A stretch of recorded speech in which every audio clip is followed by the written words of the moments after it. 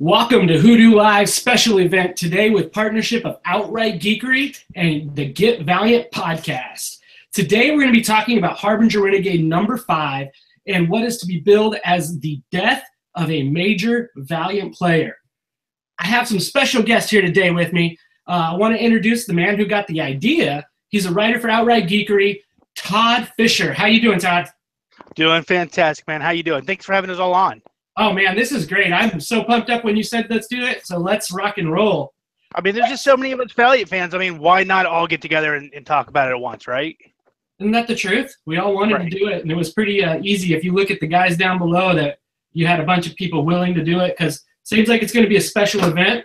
Next, I wanted to introduce also, he's a huge Valiant fan. You may know him as the Bald Moose. He's also a writer at Outright Geekery. It is Chris Amundsen. Did I say that right, Chris? Close enough, man. Close enough. It's the Moose. You guys may have seen his face before, so we're glad to have Chris back on. And next, I want to say he's got one of the best voices in comics. Rob from Comic Explain, Eat Your Heart Out. We got Eric Baumgard from the GET Valiant Podcast. Yeah. Look at my jazz fingers. There it is. Look at that. Also, another guest that we've had on WhoDooTV from the GET Valiant Podcast as well. It is Josh Rathburn. Welcome. Hi, guys. How are you doing? Swell. Drinking Harbinger style. That's how I'm doing. We are ready. We are ready to party. If you are as well, join the chat. We have a live chat on the YouTube page. Go ahead and give us what your thoughts are as we go. And as we said earlier, this is billed as a huge event. It's going to be the major death of a Valiant character. It's going to be pretty big. So with that being said, before we talk about that death, let's talk about how we think about how Renegade's going so far with Rafer. What have you guys liked on the first 4 issues? How do you see it going? What's going on? Who starts?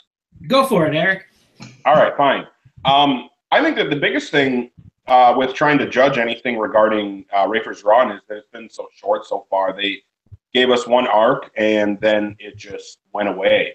So it's really hard to judge. I think it was also clear reading that arc that it was very much a build-up arc. You know, I mean, the job of that first arc was just to get things going, and it felt like it. So I can't say that it's been my favorite thing, but, you know, obviously he's following an amazing run because Dysart's run was amazing, and really probably one of the best things that came out of the first 4 series from VEI.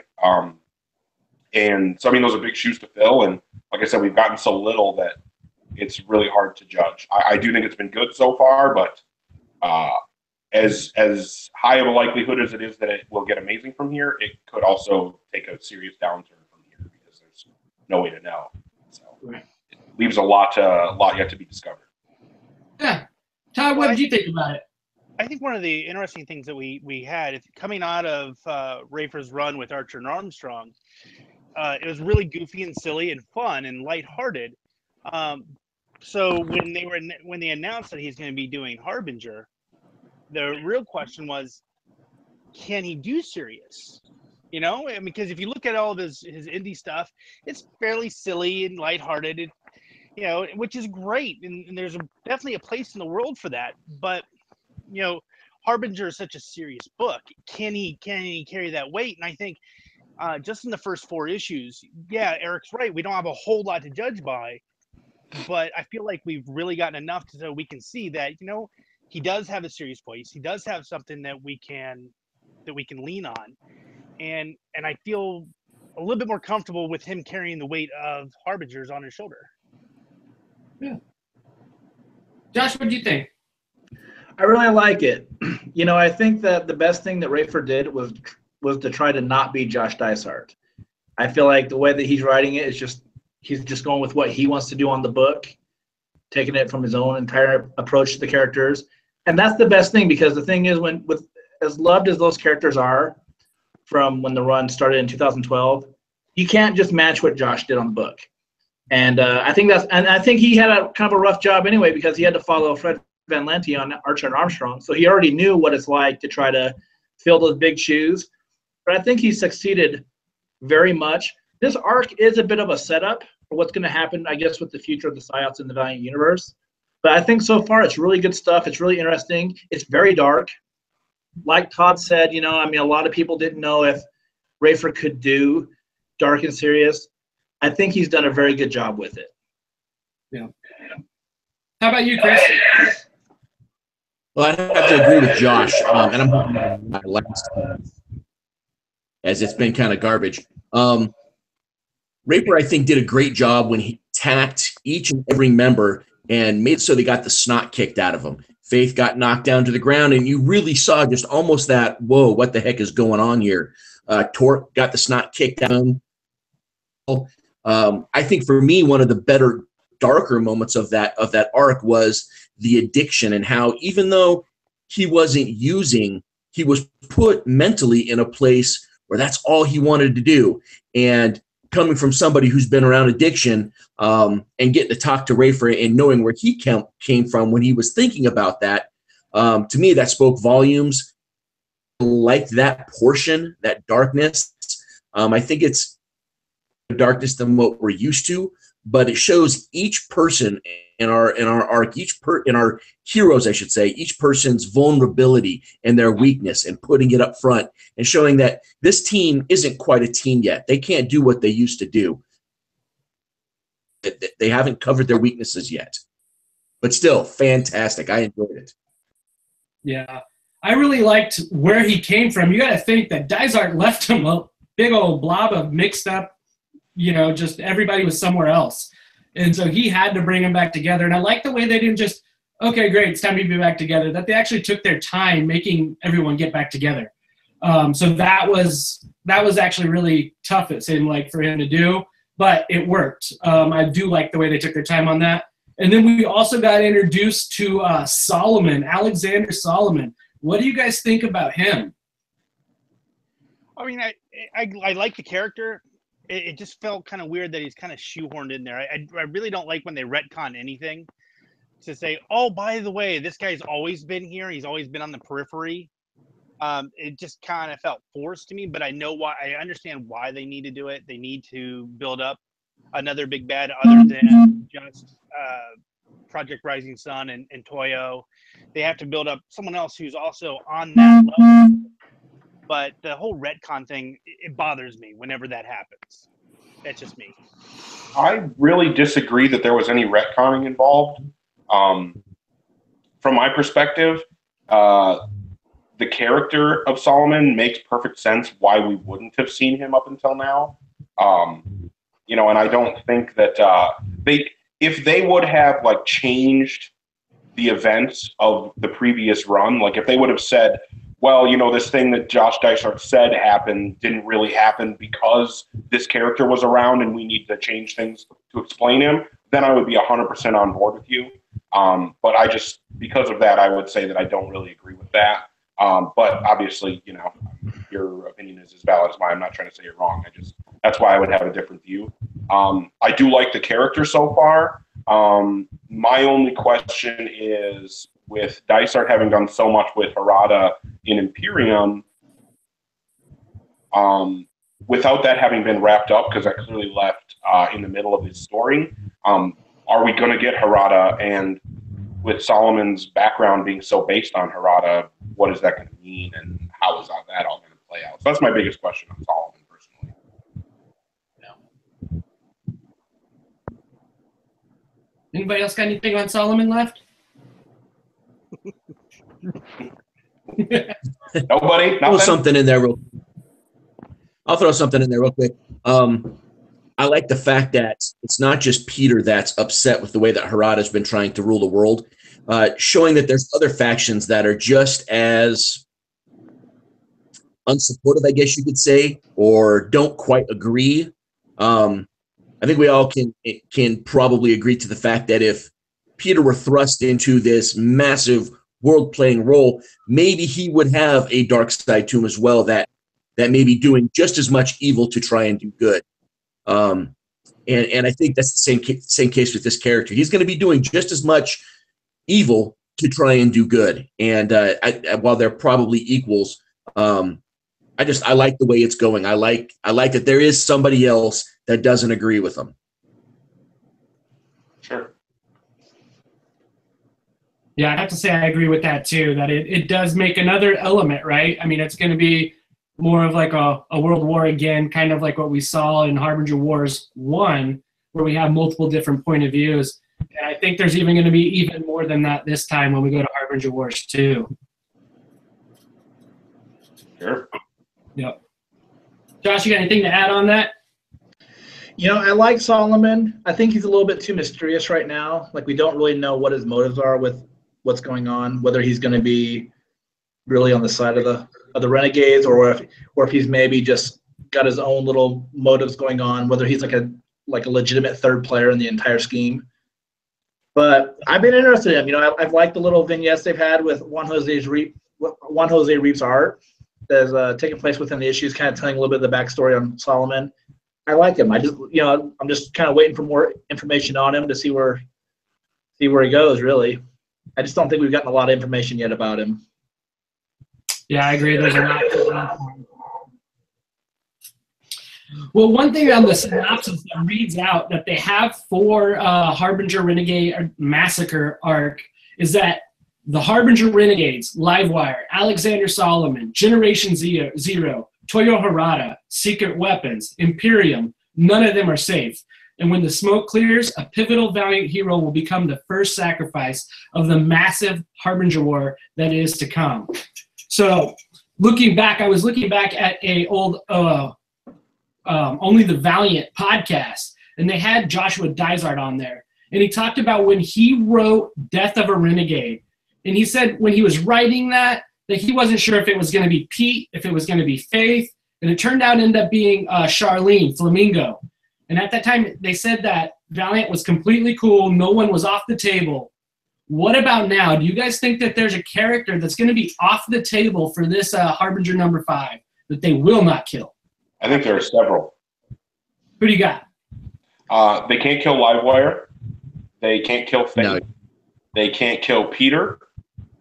Well, those might be the only ones for sure, but they definitely can't kill any of those characters. Okay. I would add to that. I don't think from Gen Zero. I don't think they would kill off. I'm going to say the name wrong. Animalia, the little girl. I think they could kill off Animalia. I don't think they would. I mean, she's a huge fan favorite character who had a great arc through Gen Zero, who they just continue to show growth, and I think she has a future, and I think they see that. I don't think she's on the table. One that I don't think that they would kill off would be Major Palmer, Gunslinger of the Hardcore. I think that you can't even have them as a team without him. I mean, he is the glue that holds all that together. He's by far the most interesting character on that team. There's no way he dies. See, I don't think that he will be the one that dies, but if he does, I think that would be really interesting because I'd like to see what happens to the Hardcore after that.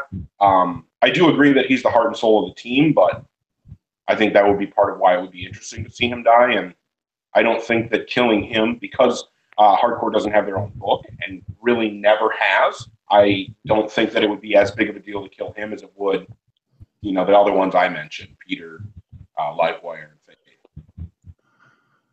Yeah, and I would agree with you, Eric. I think I'd be slightly disappointed if one of the Hardcore members were the major characters to die. I just don't think that they hold the relevance. They don't hold the. I mean, I want to see Animalia die. I want to see Cloud. I want to see maybe even Kronos. I'll even go so far as to say that I want to see Chris die. I mean, there's so many that I'd rather see, but the people, they just don't. Certain people, they just don't have the impact. And I think we're all in agreement that we want a major impact to our story, something that's going to throw everything for a loop and maybe go so far as to turn the rest of this team into complete outrage. And, so I think, yes, I agree. Those people that you mentioned, they're not going to die. But there's also some members that just aren't going to have impact. I can definitely agree with that too. There's some of them, at first I thought it was a play of words when they say a major Valiant hero is going to die. It's like, okay, Major Palmer, there it is. Play with words, you guys win. And I really hope it's not cheesy like that. I really do.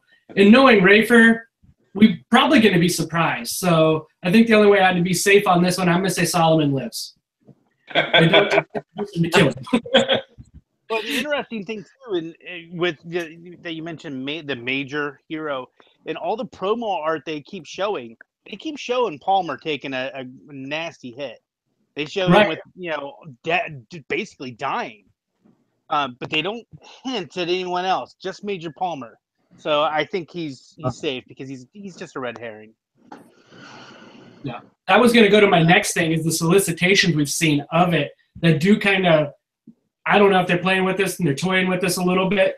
If you've seen the covers for 6 and 7, they show all of the Renegades together in those covers on the solicitations. So I don't know if that's telling us that or whatnot. And then also the 1 in 50 with the gold foil, Palmer hanging by the ropes in the middle of it. And then him and Kronos having their little fight shooting off his ear. What do you guys think about the solicitations and all the redacted stuff we got? There's a solicitation that just came out that says something about, the Renegades having lost a member from their own ranks, et cetera, et cetera. So that makes me think that it's going to be one of the Renegades. I think that,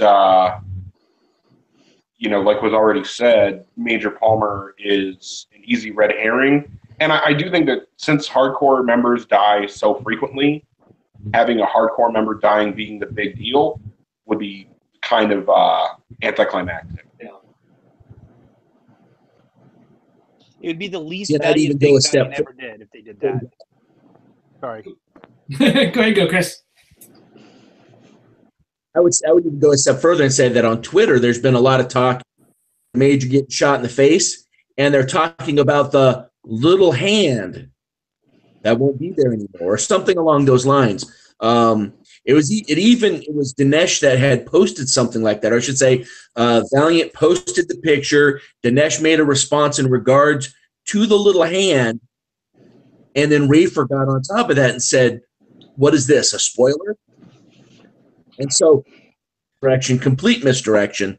But that has me thinking a little bit as far as the untouchables, quote unquote untouchables. And then, of course, it's just like you were talking about, the advertisements, the stuff that they've been posting about. Well, yeah, what Chris is referring to is the secret weapons code that was on the variant. And that was what on the website, that picture that they show. And like you're right, Dinesh, if you look up Dinesh's page, you'll see that little hand.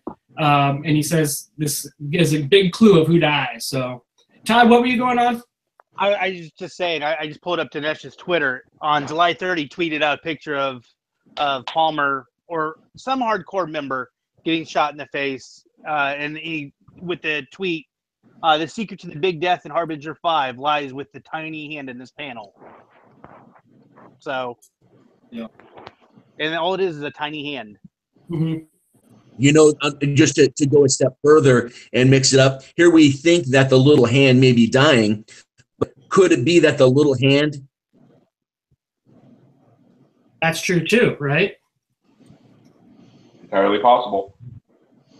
I definitely think that there is a clue to what's going on in this issue from that little secret weapons reveal on the website. If you were able to decipher it, which I couldn't without Eric's help. Eric was the one that had to help me hold my hand through it. I think there's, I'll mention more about it when we get to making our pick on it, but I do definitely think that was up there for a reason on the website. If you were able to crack that code and you really thought about what's going on within the Valiant universe, especially with the Psyops, that you would get a pretty decent hint as to at least what group might be affected. Yeah, I'm going to agree with you there. And keep in mind, the title of this is Massacre, and Massacre usually means killing more than one person. So we may see some hardcore go away, and we may see a Psy-Ot or two. But there'll be one that's on that picture. Remember that picture that's on our thumbnail we sent out with this, with everybody posted. So they say it is one of those, going back from Emerald City Comic Con when Rafer kind of gave out that news. Another question that we have on there, and this is kind of where I was at. One person that I wouldn't mind see, or who I think would be okay with, is Todd. You were saying Animalia. I'm just frustrated with her. I wouldn't mind to see her go necessarily, because she has not matured with her characters that she projects, and it just seems really immature. Like, it's been 2012, and it's been 5 years. You would think the images that she's projecting would be something more mature and more realistic than these darn cartoons they keep having her have. Did you not read Gen Zero? I only read the first arc. There you go. Yeah. In Gen Zero, she starts projecting anime characters because she's reading manga or whatever. Yeah. Okay. So she is progressing. Yep. So okay. Take my word back there. That's why I said she had a great arc there, and we see her developing as a character and developing her powers. So I don't think they would stop it now. I would hope they wouldn't stop it now anyway. But she's also the big tie-in to Gen Zero and for Harbinger. So actually kind of going that route. So let's move to this question. I think it's a big one. Who would you hate to see die? Who would you're absolutely no, you don't want to see go? Chris. Chris, yeah. Don't kill Chris. I agree. I would hate to see Chris go, but to see Chris go just for the simple fact that what she means to everybody and the impact that it would have. I mean, I think that Chris died, we'd be like, oh no, why did you do that? And we'd be upset. But don't lie, we would be so hooked in the rest of this arc and the rest of the story and all the way through Harbinger War 2 because we would want revenge for Chris. And I think that makes the best possible story. So then who's yours, Chris? The person I don't want to see, oh my goodness. I don't, like I said, I think earlier, I don't want to see somebody that's not going to have an impact on the story. And I say when I mean an impact on the story, I want it to mean something. I want it to turn the rest of the story and angle it in a way to where it's going to mean something at the end, where maybe revenge isn't the greatest thing, being the overall plot. I don't want to see somebody that's not going to have impact. I think if Torque dies, while he's a major character, I don't think he has the greatest impact. Somebody like Tella, Cloud, or I don't want to see them die because I don't think they have the greatest impact. Fair.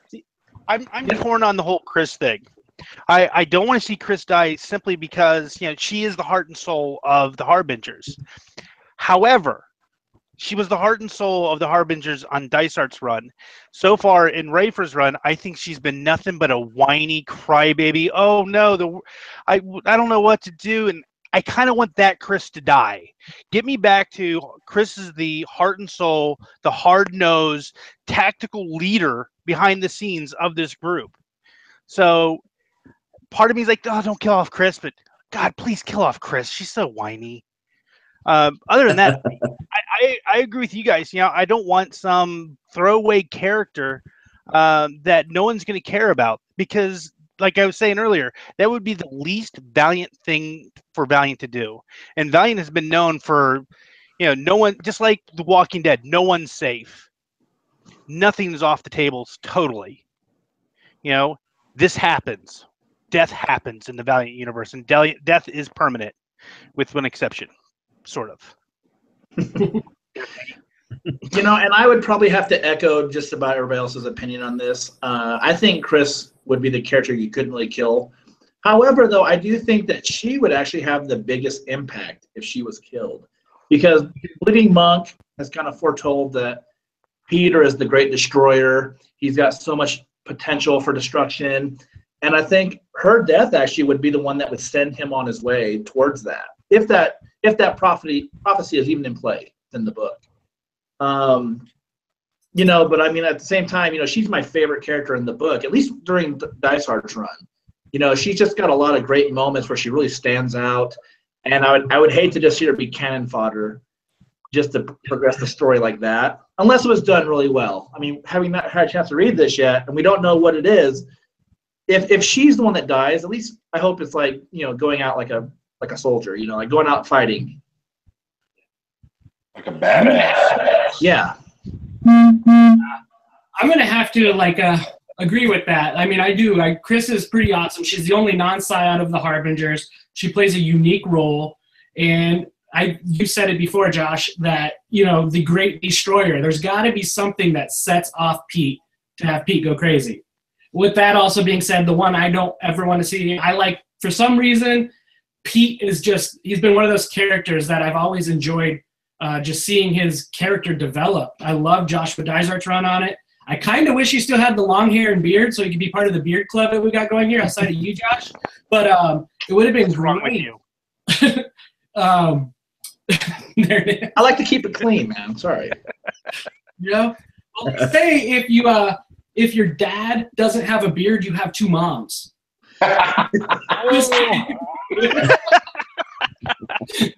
No, kidding. With all jokes aside. But yeah, that's who I have would be Pete. I just would not like to see Pete go. I think he's too much of a tie-in, being just the Omega that he is. So right now I'm going to read a quote from Warren Simmons. The death that occurs in Harbinger Renegade number 5 is going to have a profound effect on the trajectory of the Valiant universe for at least the next year. Harbinger has always been about the stakes and real-world consequences of power in practice. The events of Massacre are going to rip through the Harbinger Renegades like a shockwave. This is a key moment that will directly lay the groundwork to Harbinger Wars 2. Who do you guys think is most likely going to be dying? Here it is. Most likely, I think it's going to be Chris. Honestly, I mean, if you read the whole arc, it's set up for Chris. That's not who I think should be the one. That's not who I think would have the greatest impact. That would shatter everything and set up everything for the Harbinger War 2. My personal feeling, I think they're going to, again, fork to the right and kill off Toya Harada. I could go with that. Wow, that's a bold choice. That sets off the Imperium, the Free Zone people. It sets off everything. And let's remember, those of you who remember your VH1, there's precedence for Toya Harada dying. Right. I'm swallowing what you're spitting out there. So, I mean, I think Chris is probably the most likely, but I think Toya Harada would be the more interesting choice. Yeah. What about you, Chris? Who do you think? Boy, I've bounced around a lot on this. Initially, when this first came out, I really thought, okay, my choice is Animalia because of her growth. But I don't think her growth is going to stop it. The more that I've read, and I've read the last 6 issues of Gen Zero just to prep for this. I read number 4 of Harbinger Renegade to prep for this. And I think you may hear an astounding theme here as we all start pointing to Chris. I think quite possibly Chris is the one that dies because, again, growing to do. He's got, I should not say some, I think a great deal. And for him to be the Great Destroyer, I think Cronus is going to play into that a great deal. He's got a lot to learn in a military perspective and leadership perspective. And to make him the Great Destroyer, to make him the leader, the true leader of this group, like Cronus, he's going to need a death like Chris. And to sprinkle a little extra salt in there, going back to the Book of Death, I know it's not exactly canon, but Tomorrow needs activating. This could possibly be her activation point. She has major power, I should say, if she could. Wild card in there and say that Get dies so that the baby can be born and we can proceed with that as the next born Psyop. Ooh. This is the wild. That's me rolling the dice and saying, if something odd were to happen. But again, I harken back to Gamut. Does she really have impact? Yeah. Yeah, I feel like that's what something Chris from Calgary would have thrown out there. That's a real crazy theory time. There you go. That one's for him. The angry Canadian. Who do you got, Eric? I just try to think about who is going to have the most impact, and I think that there is a very strong argument to be made that Chris dying would have the most impact, and that kills me because she is my favorite character in the book, and while I kind of get where I think Todd is the one that said that she's kind of been not been her same self in Rafer's run so far as she was in Dysart's run, but I think that issue 4 of Harbinger Renegade is the issue where we really see her in her true form, so to speak. She stands toe to toe with Solomon, has no qualms whatsoever about speaking to him as an equal. I've called her many times and will continue to call her the Batman of the Valiant universe because she is the mortal who stands among gods. She has no powers whatsoever, but she has much, if not more, respect, than any other character in the Valiant universe because of her intelligence, because of her willpower, and because of her ability to offer insight and advice that nobody else can. So I think that that's why I don't want to see her die, but it's also why her dying probably would have the most impact. Now, if it's not her, I would love to see Torque go, but I don't think that would have as much impact. I can't stand Torque personally. That's just me. But other than Chris, I just have a really hard time thinking of who would have whose death would have enough of an impact to set off, the course of the Valiant universe for the next year and beyond. So I hate it, but that's what happened. I don't need to jump in here, but I did want to mention one thing, and it kind of goes side by side with what Eric was saying. You remember in book number 4, Solomon and Chris, they're right, they go toe to toe, but Solomon really pushes. And because you get a lot of that storyline of them going back and forth, and she's building up and she's going toe to toe with them, but Solomon pushes, and I think it's manipulation by Solomon because he knows she's going to go. Because remember, he can see not quite the future, but based on mathematics, what the future holds. Yeah. And so he's pressing because if this does come to blows, she's going to die.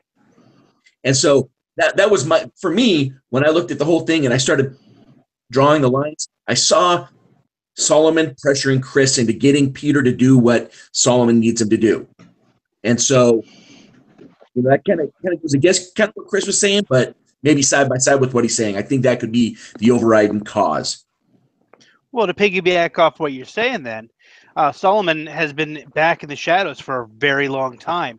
Maybe he's calculated that now's the time that Toyo Harada is going to fall. Now's the time for him to come forward. Now's the time for him to start putting together his army because he's foreseen Toyo going down.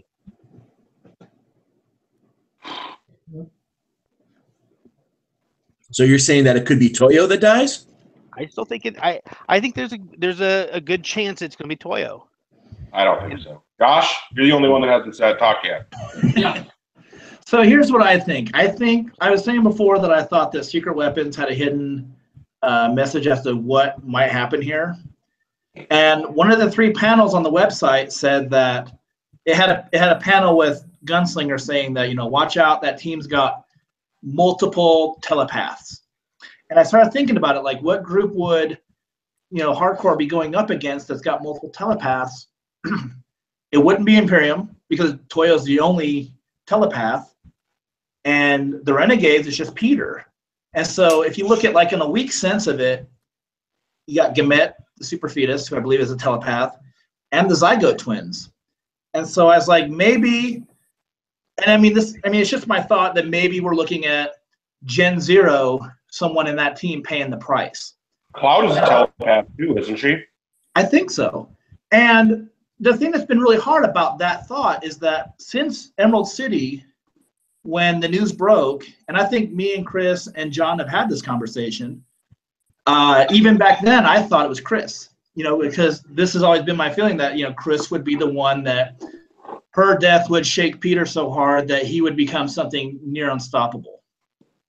So having had Eric help me crack the secret weapons thing, I've been really torn. I've been really, really torn as to who I think it would be. So that's why I've got scraps of paper of all the major players, and I'm going to let them drop, and whoever it is who I think is going to be. So. All right. Cloud. Wow. So, sorry, Cloud is the major player. She's biting the dust, man. But I do still think that it couldn't be Gunslinger. Gunslinger's just a really rad character. I don't think that Hardcore would even be the same without him, unless they could just create a character that's just equally badass, and that's easier said than done. Chris would still have a huge impact. We'll just see. Nice. So I'm going to go off of making a call from talking to Rafer at Emerald City Comic Con. One thing I got out of Rafer is that his favorite character is Chris. Yep. And Rafer's that guy who would just do it to do it. So I would say he's going to kill off his best character, or his favorite character, Chris. My close second who would be Animalia, because I see it tying into all the teams the way it does. That would also set it off as well. But I have to come back. I keep coming back to Chris. Keep coming back to Chris each time that I think it is going to be Chris. So it's going to be pretty crazy. And I'm surprised I didn't hear anybody mention Axe at all. Or Jay. Well, Axe, I don't think would have the impact. Yeah, Axe wouldn't have any impact. The only person he talks to anymore is Faith. And we know Faith's not going to die, and she's not going to go crazy. She's not going to lose her mind. So that isn't going to have enough impact. And Jay is such a brand new character. There's no way he's going to have enough impact. Yeah. Yeah, we don't. Although I have to go back to the conversation I had with Dinesh at C2E2. And we were talking at the booth, and I was talking to him about trying to, because Dinesh just loves to spoil everything. I think this is the only thing that's never spoiled, and it's killing me a little bit. But he said, dude, you guys are never going to see this coming. Well, there's a lot of time between now and Wednesday, Todd. So, I mean, he could still let loose. Well, he could. But then again, how many of us have the preview, the review copy in their inbox, unread, waiting to look at it until after we're done recording this? Oh, yeah. I think Ryan Gaumer pulled it before we could even read it. Did he pull it? Yeah. As soon as we get done, it's getting delivered. Yeah. So. Yeah, I told Ryan not to give it to anybody before we do this. Thanks, Eric. I didn't want anybody to give it into temptation. All right. Yeah, would that be like that? Yeah, let's wrap this up. I got a book to read. Let's close it up. For all of our viewers, man, put down in the comments who you think is going to be dead, who's going to be dying. We'd love to hear what you guys have to say about it. Going back to it, make sure you check out Get Valiant's podcast. The two dudes, they're great on the radio. You guys gotta love them. So Stitcher, iTunes, Outright Geekery. And then also down in the comments below, you got the links for to get a hold of them. Then you also have the links for Chris's books or Chris's reviews. Check those out at Outright Geekery. You got Todd's reviews out there down below. Check out his reviews for Outright Geekery. Make sure you subscribe to this channel. We're going to be doing something again on Wednesday. We're hoping to make it special. We're going to talk about what we read on this, and that way we don't spoil it before you read it. So read it before you watch us on Wednesday. We'd love to see you. You want to make that announcement before we go? If you got the news, man, you let me know. All right. So, yes, minus confirmation from Valiant that it's okay that you're here, we will have Rafer Roberts in our telecast Wednesday 5, what is that, Pacific, 8 Eastern. All right. So we will have Rafer live so we can, I don't know if we're going to be throwing tomatoes at him or just giving him a standing ovation. Yes. I agree. It's either high fives or bumps. Will be here in action. Yeah. So I'm going to close out on what Rafer, on a quote Rafer gave. Everything we've done so far at Harbinger Renegade and everything we're going to do is akin to placing the bricks along a path. We're building a road that leads to war. So that kind of states it where we're going. I'm going to go read this book right now. I'm sure you guys are as well. So I want to thank everybody for viewing. Check everything out, and we will see you on Wednesday with Rafer Roberts. Bye.